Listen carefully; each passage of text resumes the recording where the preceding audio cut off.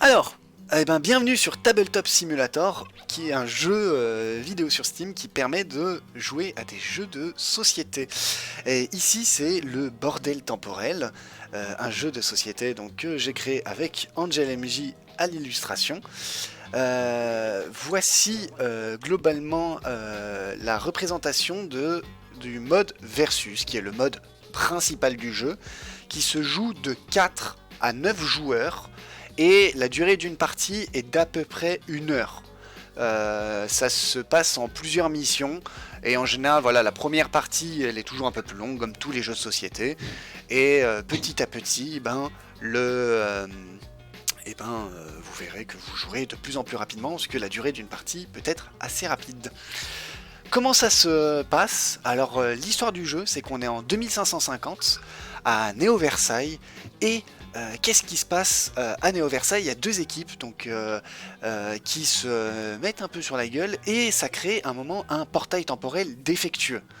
Et il y a des néo-versaillais, donc des habitants de Néo-Versailles, qui traversent ce portail temporel défectueux, et c'est ce qu'on appelle des néo-perdus. Ils se sont perdus dans différentes époques, dans le temps, et justement la reine de Néo-Versailles, donc la reine Clotilde IV, la fameuse, la vénérable, a fait appel à deux équipes, donc l'équipe du visiteur du futur et l'équipe des missionnaires, pour retrouver un maximum de néo-perdus et être le plus grand héros de ce bordel temporel.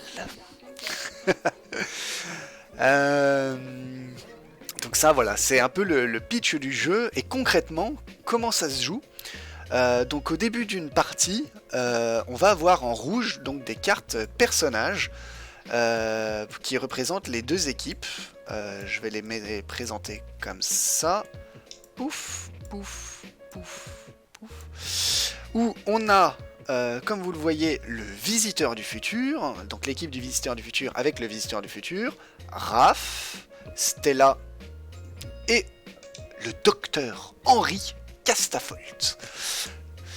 Et côté missionnaire, il y a Constance, il y a Mathéo, il y a Michel et Richard, le fameux Richard.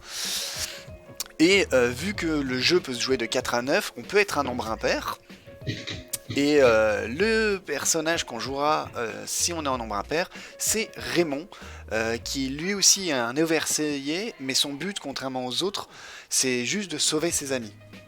Donc ça, voilà, donc en fait ça va nous permettre, au début de la partie, on va distribuer les cartes personnages, et ça va nous permettre de définir les équipes. L'objectif du jeu, ça va être de sauver un maximum de cartes de néo-perdus, donc c'est des cartes qu'on voit ici, de sauver un maximum de néo-perdus, et l'équipe qui a sauvé le plus de néo-perdus, à la fin de la mission, gagne un jeton victoire, qu'on voit ici, et des whiz. Et la première équipe qui a 2 jetons victoire a gagné la partie. Ça, là-dessus, c'est pas très très compliqué. Comment on joue? Eh ben, c'est pas compliqué. On va avoir des cartes portail qu'on met face cachée devant soi, qui vont nous permettre de nous dire que s'il y a 4 cartes dans notre zone temporelle, on peut dire on a gagné, pour marquer une fin de mission. Et tous les joueurs révéleront leurs cartes portail, et c'est à ce moment-là, à la fin de la mission, qu'on comptera. Bah là, par exemple, ici, il y a 3 néo perdus. Voilà, moi de mon côté, j'en ai 3, mon allié il en a combien? Il en a un certain nombre, on compte le total, l'équipe adverse en a combien? Ok, donc voilà, notre équipe a plus de néo perdus que vous. Voilà, ça vous verrez tout au long de la partie, ça se comprend assez bien. Donc les whiz, c'est la monnaie du jeu. Pouf, des petits whiz, c'est la monnaie du jeu. Et les cartes vertes, c'est des cartes effets, c'est des cartes qu'on a en main qui vont avoir différents effets en jeu. Ce que je vous propose, c'est, au lieu de vous expliquer plus en détail, c'est qu'on fasse directement, on lance la partie et vous allez directement comprendre petit à petit, surtout au premier tour, comme tout jeu de société, c'est en jouant qu'on comprend le mieux.